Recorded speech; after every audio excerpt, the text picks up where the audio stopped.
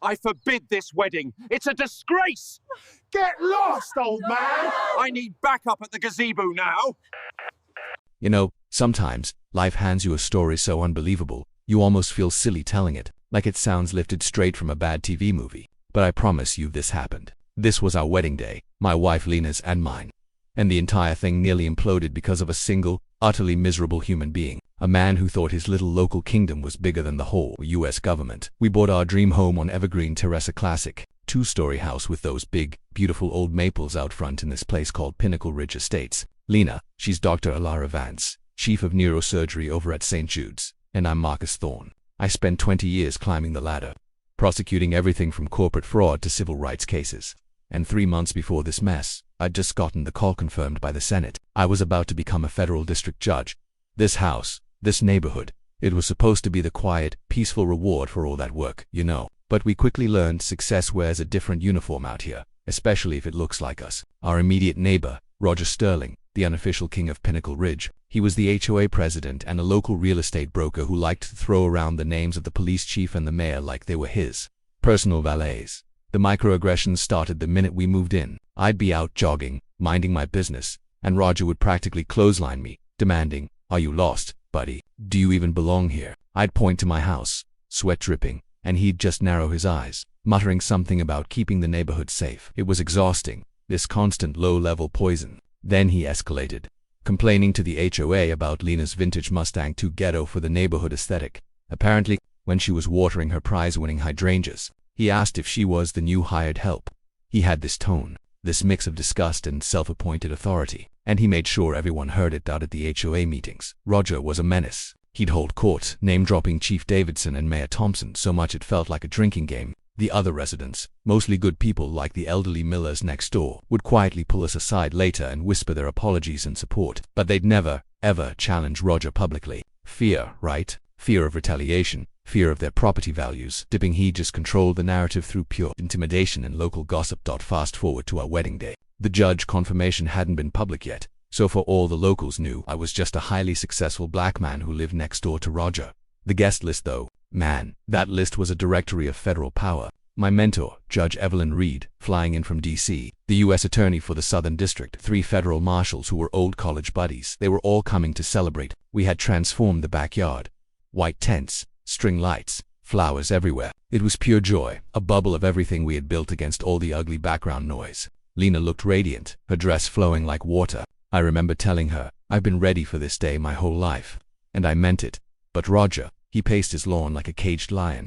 Watching the expensive cars with government plates start to arrive, he saw a threat to his little white kingdom, a challenge to his perceived control. His wife, bless her heart, had already packed a bag and left, tired of his obsession. His real estate business was reportedly circling the drain because he couldn't stop being a bigot. But pride, that toxic, misplaced pride, just pushed him harder towards the edge. The ceremony was hitting its peak. Lena was giving her vows, her voice trembling beautifully. And then, we heard it, that guttural, angry roar. It was Roger, phone pressed to his ear, his voice slicing through the classical music like a rusty saw. 911, I'm calling about a gang gathering disguised as a wedding at 410 Evergreen Terrace. These thugs are casing houses, probably dealing narcotics. Send every unit you have. I know Chief Davidson personally. You better take this seriously. He made sure we heard every venomous word. He wanted to humiliate us, to destroy the day. And just as I was about to lift Lena's veil for the kiss, the sirens, red and blue lights cut through the golden afternoon glow. It was the perfect, horrible timing. Officer Reed, no relation to the judge, and Sergeant Miles pulled up. Miles, the young sergeant. He had that look, that mix of eagerness and fear of upsetting authority. Roger rushed toward them, his face flushed with vindication, stomping his expensive loafers on the manicured grass. "Thank God you're here. I'm Roger Sterling, president of the HOA. Chief Davidson and I golf every month. You need to look at this chaos. Unauthorized vehicles, suspicious individuals loitering with obvious criminal intent. Check their license plates." Officer Reed, she was older, calmer, scanning the scene. She saw the elegant decorations, the formal wear, the wedding cake. She saw a legitimate celebration. But Miles, he was soaking up Roger's authority. Roger's name dropping. I stepped forward, holding Lena's trembling hand, still wearing my tuxedo. "Officers, I'm Marcus Thorne, homeowner. This is our wedding reception. We have all the necessary permits for a private celebration." Roger didn't let them finish. "Don't let him lawyer his way out. Look at these cars. Mercedes, BMWs, Lexus, drug money, stolen vehicles. Check the plates. Sergeant, you'll find warrants. I've seen this before, criminals hiding behind fake respectability. Miles, puffing out his chest, started asserting control. Sir, we'll need everyone to step away from the vehicles. We must verify all registrations and check attendees for outstanding warrants. My wife Lena, Dr. Vance, stepped forward, her quiet dignity holding back tears. Miles looked at her with a notebook ready. Ma'am, what's your occupation? I am Dr. Alara Vance Thorne, Chief of Neurosurgery at St. Jude's Metropolitan Hospital. Roger laughed, a mocking, horrible sound that echoed across the lawn. Anyone can claim to be a doctor. Check her credentials. Probably as fake as this entire wedding charade. That's when James Carter, the U.S. Attorney, stepped forward, his tone switching instantly to prosecutorial authority. Officers, I am U.S. Attorney James Carter. This harassment is inappropriate. These are respected federal officials celebrating a colleague's wedding. Federal officials, Roger practically shrieked with mockery. Now they're getting creative with their lies. They're trying to intimidate you with phony federal authority. Sergeant, don't let them manipulate you. The confrontation kept rising. Judge Evelyn Reed, she approached with decades of judicial weight behind her. I am Federal Judge Evelyn Reed from the Ninth Circuit Court. This celebration is legitimate. This needs to stop immediately. Roger's confidence never wavered. He pointed at Judge Reed, screaming, "Fake judge. Anyone can print business cards these days. Sergeant Miles, if you don't start making arrests, I'm calling Chief Davidson. You'll be directing elementary school traffic by tomorrow morning." Miles, completely panicked and cornered, saw his entire career flashing before his eyes. He chose Roger's local power over the Constitution. Sir, Miles snapped at me, you're being argumentative and obstructive to this investigation. I'm placing you under arrest for interfering with a police investigation and inciting public disorder. The guests gasped. Lena's face drained of all color beneath her veil. A federal prosecutor about to be cuffed at his own wedding, surrounded by federal judges and marshals, humiliated by a racist neighborhood tyrant. Roger's triumph was absolute. He strutted across his lawn, pulling out his phone. That's right. Arrest the ringleader. Chief Davidson will hear about your excellent performance tonight, Sergeant Miles. You know how power really works in this city. And then, as Miles raised the handcuffs toward my wrists, the climax, the perfect, devastating, beautiful climax.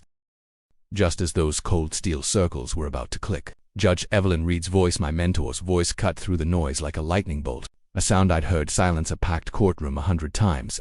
Sergeant Miles, stop immediately. You are about to place Federal Judge Marcus Thorne under arrest. The world stopped. Roger's triumphant sneer froze midair. Miles' hand, holding the cuffs, trembled violently. They clattered onto the pavement with a sound like a small, metallic death knell. He went ghost white, mean pale. The blood literally drained from his face as the magnitude of his catastrophe hit him. I reached into my inner jacket pocket, the movement slow and deliberate, and pulled out the official judicial appointment papers, signed by the President of the United States, bearing the federal seal. I held them up, not as a weapon, but as a silent, unassailable fact. Sergeant Miles, Mayor Thompson, I am Judge Marcus Thorne, confirmed by the United States Senate 3 weeks ago. I will be sworn in next month.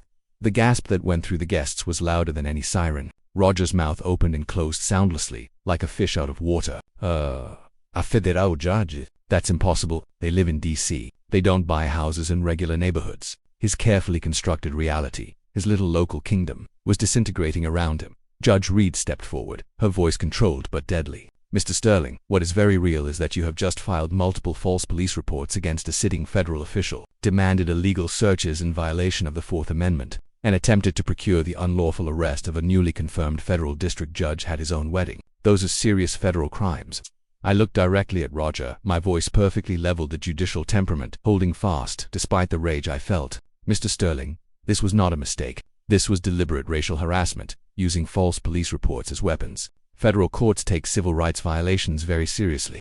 Then, the political hammer dropped. Chief Davidson and Mayor Thompson, the very men Roger had been name-dropping all night, screeched into the driveway. They practically flew out of the car, their faces the picture of sheer, unadulterated political terror. Judge Thorne, Mayor Thompson rushed forward, voice cracking. On behalf of the entire city, I offer our deepest, most sincere apologies. This is a complete, unacceptable catastrophe of justice. Chief Davidson looked ready to weep. Your Honor, Sergeant Miles is suspended immediately, effective this instant. This department will cooperate fully with any federal investigation.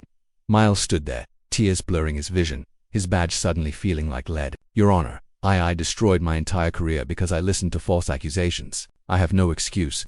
U.S. Attorney Carter stepped in, his tone now fully prosecutorial. Judge Thorne, this incident involves clear violations of federal civil rights statutes. The FBI will conduct a comprehensive investigation into this harassment.